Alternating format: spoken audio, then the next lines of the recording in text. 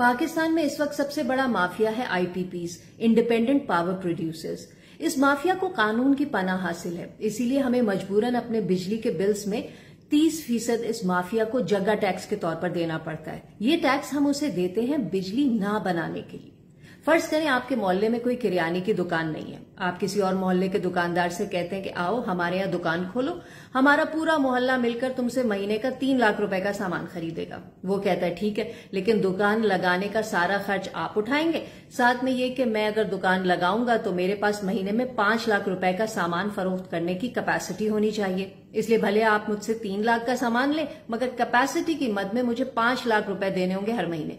और चूंकि मैं आपके मोहल्ले का नहीं हूं और बाहर का सामान भी रखूंगा, इसलिए मुझे पेमेंट डॉलर के रेट से करना होगी, प्लस मुझसे मुआयदा करें 20 साल का।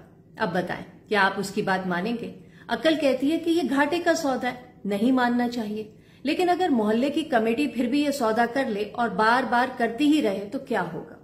होगा वो जो हम 1994 से भुगतते आ रहे हैं। हालांकि होना ये चाहिए था कि अगर मजीद सामान की जरूरत है तो पहली वाली दुकान से लेना चाहिए, जो एक्स्ट्रा पैसे उसे कैपेसिटी की मद में दिए जा रहे हैं उसमें से।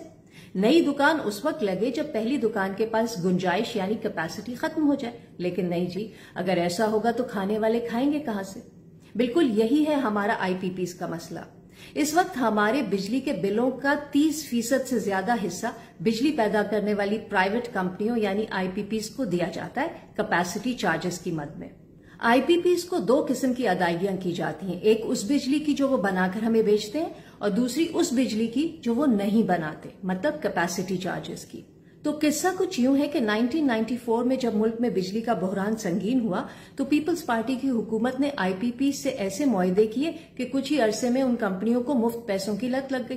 पीपल्स पार्टी के बाद मुशर्रफ हुकूमत, फिर मुस्लिम लीग नून की हुकूमत, सब ने अपने अपने दौर में कुल मिलाकर कोई 90 आईपीपी से मुआहदे किए और हर एक को डॉलर्स में कैपेसिटी चार्जेस दिए जा रहे हैं।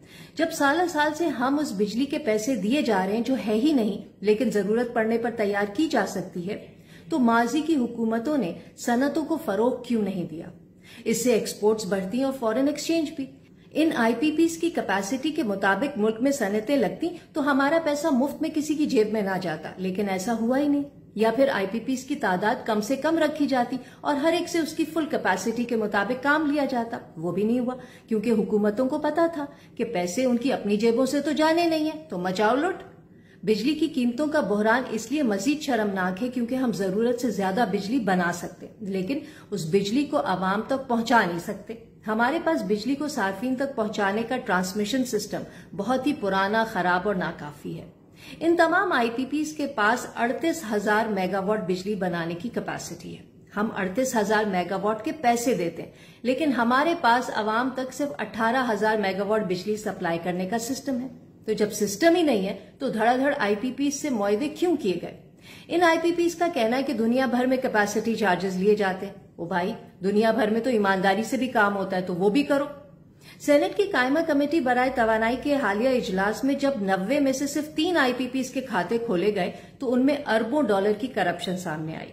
2019 में भी सेनेट कायमा कमेटी रिपोर्ट में कहा गया था कि आईपीपी से न सिर्फ करप्शन और फ्यूल चोरी का पैसा निकलवाया जाए बल्कि उनके असासे भी जब्त किए जाएं। सिर्फ 5 आईपीपी से कोई 40 अरब रुपए वापस लेने की बात हुई थी। सोचे 90 कंपनियों से कितने वापस आएंगे? एक और बात ये सामने आई कि 1994 में जो 16 आईपीपीज थी उनके मालिकान गैर मुल्की थे, तो चलो डॉलर्स में अदायगी तय पाई। बाद में तो सब के सब मकामी थे, तो उनसे किस खुशी में डॉलर्स में डील हुई? इस वक्त तकरीबन तमाम आईपीपीज मालिकान मकामी सरमायादार हैं, मतलब पाकिस्तानी मईशत की कश्ती को हमारे अपने ही डबोर हैं और उन्हें कटहरे में लाने वाला कोई नहीं। इस रवा माली साल में बिजली सार्फिन को कैपेसिटी पेमेंट्स की मद में 2000 अरब रुपए से ज्यादा देने हैं। जी हाँ, 2000 अरब रुपए हमें उस बिजली के देने हैं जो बनाई ही नहीं जाएगी, यानी आईपीपीज को पावर प्लांट बंद रखने के पैसे दिए जाएंगे। 2013 में जो कैपेसिटी पेमेंट्स 200 अरब थी वो आज 2000 अरब हो गई हैं। अंदाजा लगाएं, हमारा दिफाई बजट भी इससे कम है। पूरे मुल्क का तरक्याती बजट इसका कोई 1/4 है। इसीलिए सेनेट की मौजूदा और साबका कायमा कमेटीज की राय है कि पाकिस्तान में जब तक आईपीपीज हैं मुल्क में बिजली सस्ती नहीं हो सकती। एक सेकंड के लिए मान लेते हैं कि फिलहाल आईपीपी जरूरी है, तो कभी तो इनके साथ किए गए मुआहदे खत्म होंगे। 1994 में जो 16 आईपीपीज लगी उन पर लागत आई 60 अरब रुपए। वो अब तक 400 अरब से ज्यादा कमा चुकी हैं, फिर भी उनके मुआहदे एक्सटेंड हुए चले जा रहे हैं। तवानाई के मुतबादिल जराए सस्ते क्यों नहीं किए जाते? दूसरा, क्या आईने पाकिस्तान में ऐसी कोई शिक नहीं है जो कहे कि हुकूमतों के अवाम मुखालिफ फैसलों को चैलेंज किया जा सकता है? मौजूदा सूरत हाल अगर नेशनल इमरजेंसी नहीं है तो और क्या है? अरबों रुपए कमाने वाली आईपीपीज कोई इनकम टैक्स भी नहीं देती। नौकरी पेशा लोग 35% इनकम टैक्स देते हैं, ये कंपनियां कुछ नहीं देती। इनके मुआहदों में इनकम टैक्स की छूट दी गई है। इसे कहते हैं सेठों की लॉटरी लगना। 1994 में डॉलर 30 रुपए का था, वो आज 330 रुपए का हो गया है। एक टीवी टॉक शो में माहिर मईशत मुजम्मिल असलम बता रहे थे कि पीटीआई की हुकूमत ने 27 आईपीपी से मामलात रिवाइज किए और डॉलर अदायगी को 148 रुपए पर फिक्स कर दिया। अगर ऐसा ना किया होता तो आज डॉलर जहां है हम तो मारे जाते। कैपेसिटी चार्जेस आज 30% के बजाय 60 या 70% होते। इस मसले के कई हल हैं। माहिरीन मईशत अच्छी से अच्छी तजवीज दे रहे हैं, लेकिन पता नहीं उन्हें कोई सुन भी रहा है या नहीं। एक माहिर मईशत है अमर खान।